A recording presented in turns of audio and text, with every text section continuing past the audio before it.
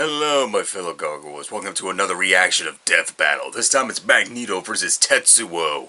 Yeah, this is going to be an interesting match. I think mostly I consider maybe Magneto is going to win this, considering how Marvel Comics is, how crazy it is. But yet again, no, I'm going to have to say Magneto all the way, no matter what they have to say. Because I don't see Tetsuo winning this match. I think this is just going to be a flop kind of a match like they did with some other matches. Like, it's just crazy. But right now, watching it live premiere situation, so right now it's counting down. We'll get right into it when it starts. And also, be sure to like, favorite, and subscribe, and ring that bell to be notified what I do on this channel. Also, link in the description below for both the channel and the video as well. So let's get into it. Go! This episode of Death Battle is sponsored by HelloFresh and Bespoke Post.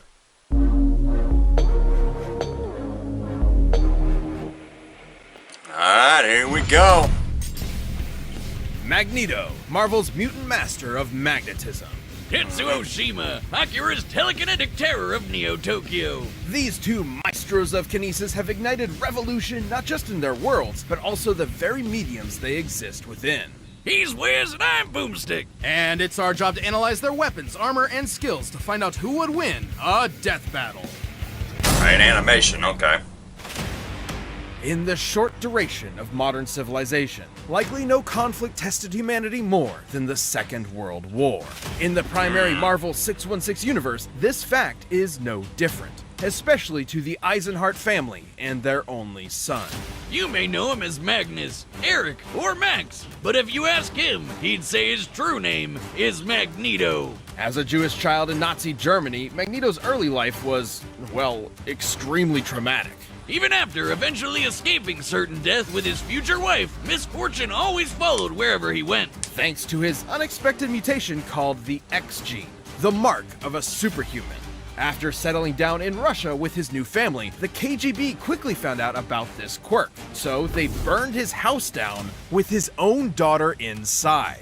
Naturally, he snapped and killed them all. I don't blame him, I'd do that too. Too bad his wife didn't get it and ditched him though. But that's when Magneto made a choice. Since humans hurt him his entire life, he'd do the same to them in the name of mutants everywhere. At first, Magneto turned to the telepathic powerhouse Charles Xavier and his fledgling team of heroes. But his new friend wasn't thrilled with the idea of, subjugating the human race. So, Magneto formed his own team of mutants, the Brotherhood. Magneto can telekinetically move, bend, and reshape any metal he's aware of. Bullets, vehicles, buildings, you name it. Even himself when he manipulates his personal magnetic field for flight and energy barriers. Magnetic kinesis is far more versatile than it would appear at first glance. The blood in your body has iron in it. The air has traces of lead and mercury. Whole mountains are lined with metallic ore. The Earth itself is surrounded by a literal magnetic field. So many toys for Maggie to play with. He can detect magnetic fields at such a huge range, he can even pinpoint Earth's magnetic rays while stranded on a planet in another galaxy. And guess what? He was able to use those rays to pull himself back to Earth in a single day. His range is even more remarkable than that. Did you know that in 1820, physicist Hans Christian Ørsted discovered that electric currents, like those of electrons and protons and atoms, produce their own magnetic fields? Magneto can fine-tune his control to affect these very subatomic particles. Dummy here will illustrate such a particle, with positively charged protons and negative electrons. My life is as meaningless as an atom is small. So what you're saying is Magneto could, yank one of those out? Correct, potentially changing an atom's entire chemical makeup. However, neutrons do not have a charge, and without the ability to adjust those to accommodate the change in atomic mass, the atom would become unstable and... Finally! do that. Magneto's violent protest against humankind clashed with Xavier's peaceful reconciliation, not unlike the ideologies taught by Malcolm X and Dr. King, by whom Stan Lee and Jack Kirby were inspired. Magneto would spend most of his career pushing Xavier away to prove his philosophies superior, which meant doing battle with Xavier's school of thought, quite literally. And Baldy's mind powers are no joke, but thanks to Magneto's psionic repelling helmet, Professor X couldn't touch him. Magneto survived Cyclops' earth-splitting lasers, absorbed the power of the sun to battle Iron Man, ripped the adamantium skeleton out of Wolverine's body, and even taken on Hercules himself. You know, the Greek legend, Zero to Hero? The guy who held up the skies of Olympus for Atlas? That What? Hercules. Seems sensible. Magneto once used the How you Earth's hold up magnetic the field sky? to overwhelm the Phoenix Force, which can effortlessly destroy planets, let alone far more. Hell, if he really wanted to, Magneto could totally just fling the Earth off its axis. It's entirely possible he may have eventually resorted to just that. Over time, it became clear Magneto's war was doing far more harm than good for his fellow mutants, however well-intentioned he may have been at first. Luckily, he later realized he was going a bit overboard and began reevaluating his perspective. Good for you, Mags. It's really tough to recognize when you're the baddie. It took time and patience not just from Magneto, but also from his peers. Yet eventually, his path was completely changed. He even became a leader for Xavier's X-Men. But don't let his new goody two-shoes ways fool you. Whenever there's a threat to mutants, you can bet Magneto will be there to annihilate it. Forever, by any means necessary. Okay, let's get to Over 30 Tetsuo. years ago, a new type of bomb was set off over Tokyo, and 9 hours later, began the Third World War. Welcome to 2030, or 2019 if you're watching the anime. The buildings are taller, the motorcycles are cooler, and the future is brighter. Oh, wait, not really. If you find yourself in the Capsule Gang, you'll meet Shotaro Kaneda, who's like your textbook anime Chad. Gets the ladies, beats the baddies, and cops the sweetest rigs. Man, I need to get me one of those. And then there's the little brother of the group, Kaneda's best friend, Tetsuo Shima. He's, well, The exact loser. opposite. A total wimp. As a kid, Tetsuo in his college thesis forehead got bullied for being the new kid at the orphanage. That's until Big Bro Kaneda came to the rescue. eventually the two went to vocational school together and formed the Capsules. But Tetsuo was never satisfied with Kaneda being the leader of the pack. Tetsuo desired more than anything to be top dog. Oh, I can just see that monkey's paw growing in Yeah. my mind. Or that kid walking down the street. Shit! Tetsuo, watch out! You're gonna... That definitely should have killed him. Yep. Since it didn't, Tetsuo earned himself a ticket to military confinement. Turns out they had an under-the-table program for developing child superweapons. In the same program that backfired and jump-started the war, Tetsuo became Japan's Esper number 41. He may not have been a natural with bikes, baddies, or babes, but this telekinesis stuff hit different. He walked out of that hospital ward effortlessly flying, reading minds, and blending people into strawberry jelly. Tetsuo got what he wanted. Power, along with the hunger for more of it. A hunger that used to only be satiated with drugs. And not just any gateway drug, pills so potent that a single gram of the stuff could kill you. So, pretty bad. Kinda reminds me of college days, huh, Snow Wizard? Tetsuo's main ability is his constantly increasing psionic energy, growing more and more powerful over time. This is due to Tetsuo's link to, quote, the memories of the universe, end quote. It's weird. Either way, Yeah. Tetsuo leveled up from lame gangbuster to certified badass. This guy is a walking natural disaster. His telekinesis can shake the planet, easily cause earthquakes over a dozen miles below the surface. He can summon psychic barriers for defense and crush foes with friggin' gravity wells. He can dart around as a literal bolt of lightning, or even teleport in an instant. Tetsuo's telekinesis can be so precise he can target and obliterate specific parts of the body. He can heal severe wounds quickly, but even after losing a whole limb, he can craft a new one using whatever nearby materials he wants. With these Yeah, powers, Top he did Dog do Kaneda that. didn't matter anymore. Who needed his approval? Tetsuo tasted that good shit and he was hooked. And when he found out another Esper named Akira could deal him even more power, he rampaged through Tokyo to find him. And this is where versions of the story differ. Ahem. Spoilers ahoy! You may be familiar with the 1988 animation, where Akira had been dissected for research. However, in the original manga, Akira is not only alive, but even more powerful.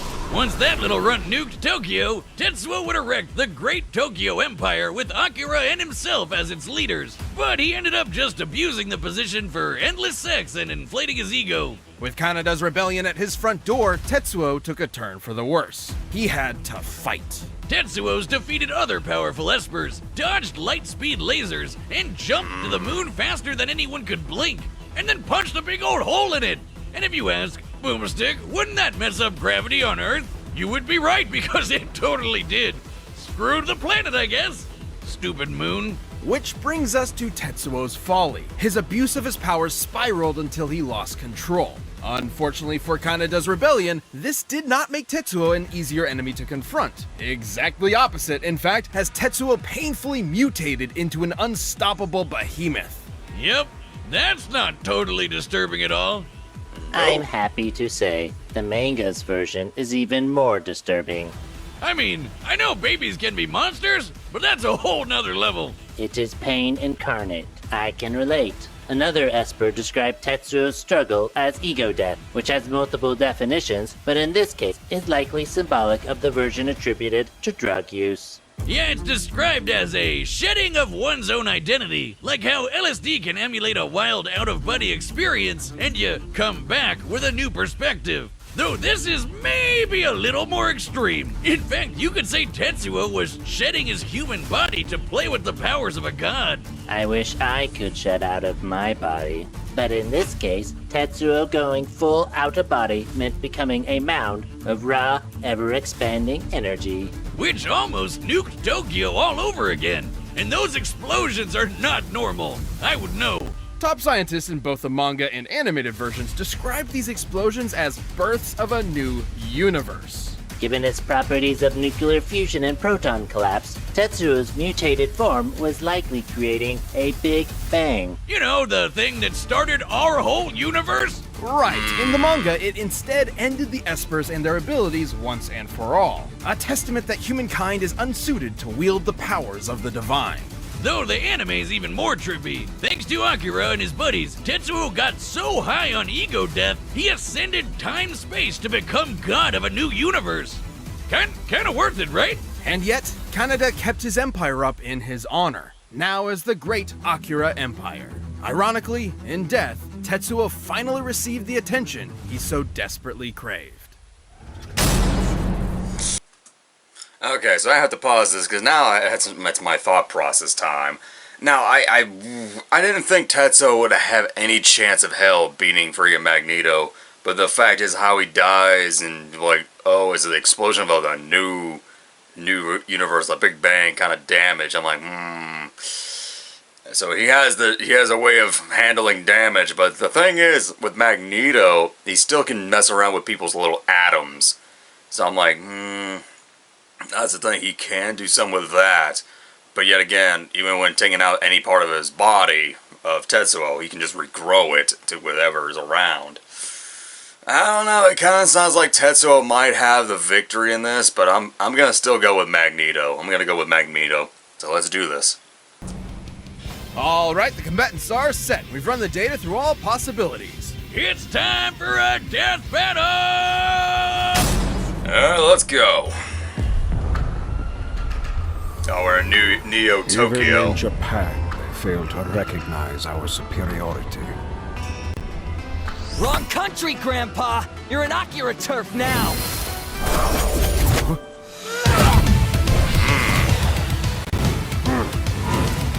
You're dead meat!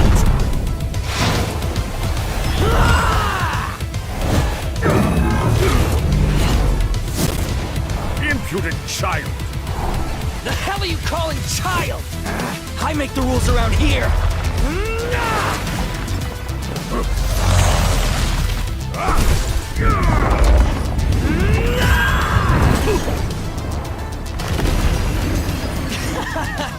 You're wasting my time. Ooh, there was an arm. Parlor tricks for the master of magnetism. Yeah, but however, he regrows that, but now he's adding metal to his arm.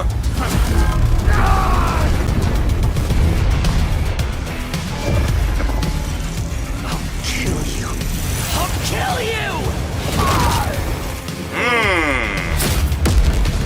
Your history, scumbag!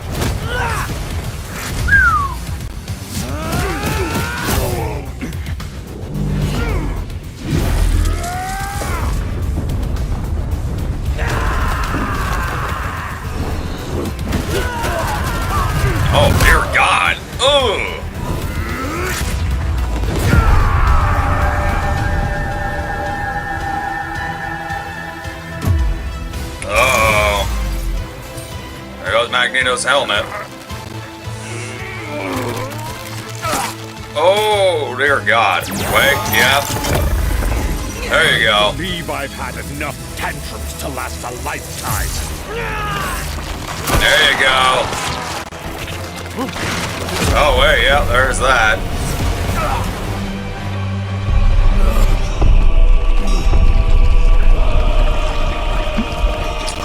That disgusting thing.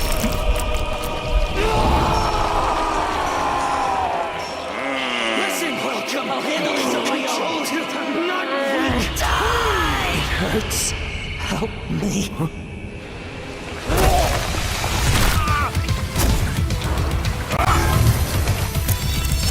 Yeah, there you go. There's the blood.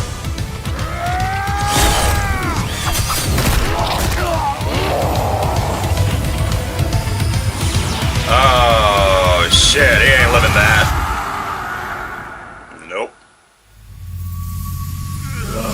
What? Poor child.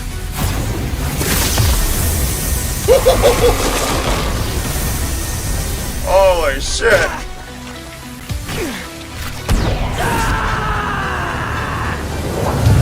There you go.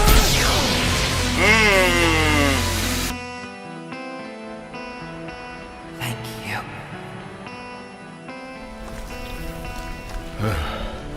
You are welcome. Wow, that was a damn good one. Tetsuo! Oh, God. Yeah. I'm never doing that again. Tetsuo's esoteric telekinesis and other bizarre abilities certainly gave Magneto pause, but the Master of Magnetism had greater control over his foe. The numbers don't lie. Tetsuo cratering the moon was insane, but Magneto punched Iron Man with the force of the sun. And while Tetsuo jumped all the way to the moon, Magneto could move across galaxies. Against Tetsuo in his human form, Magneto obviously held a sizable advantage in power and speed. But stats aren't all that matters. With his precise telekinesis, Tetsuo could just target Magneto's organs. GG, right? Yes, but Magneto had similar skills. There are very few substances on Earth that lack any metallic or magnetic component, and Magneto is very creative with his powers. Which he could use to predict Tetsuo's teleportation and even shut down his telekinesis. And his scraps with Xavier prove he could handle Tetsuo's messing with his head. The biggest challenge for Magneto was when Tetsuo's gross mutated power came into play. Especially given how the detonations from this form were compared to that of a Big Bang. Although the authenticity of that observation is questionable. In truth, the Big Bang was a sudden expansion of matter on a universal scale, whereas Tetsuo's explosions are more akin to nuclear blasts, clearly intentional given the post-war symbolism of the Akira story. The whole creating an alternate universe bit wasn't even part of the original material, so we can't exactly call it canon. But let's just say the comparison wasn't superfluous. Let's say Tetsuo did in fact cause a Big Bang capable of creating or destroying an entire universe, alternate or otherwise. Turns out Magneto had the tools to stop that too. Helmet Head could overpower Hercules, who was strong enough to hold up the skies of Olympus, which is literally heaven and an alternate universe. This doesn't necessarily mean Magneto could easily destroy a universe with a snap of his fingers, but it does prove he can match a similar level of power. And context is everything. Tetsuo's Big Bang eruption specifically exhibited proton collapse, meaning its atomic structure was primarily an unstable mess of neutrons and electrons. And Magneto has detected and commanded unstable electrons before. This means Magneto had every means available to take control over this Big Bang. Damn, and I thought he could just move some metal around. It's like the question posed by some of the greatest prophets of our time. Fucking magnets. How do they even work? Magneto's astonishing power and intelligent control over all things magnetism triumphed in the end. Tetsuo pushed his luck, but didn't have the metal to pull off the win. The winner is Magneto. Okay. Cool. Did pick the right one. Thank you God. for watching this episode. If 4-2, you'd like to directly support the 4-2, whole baby. Death Battle team, click that join button and consider becoming a member. We'd really appreciate it. Hope Alright, you like who's the next one. Who's next? Let's go. Hercules?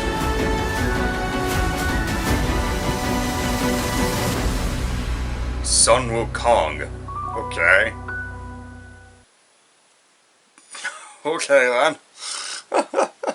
I know Hercules, but Sun Wukong is... I have no idea what that is.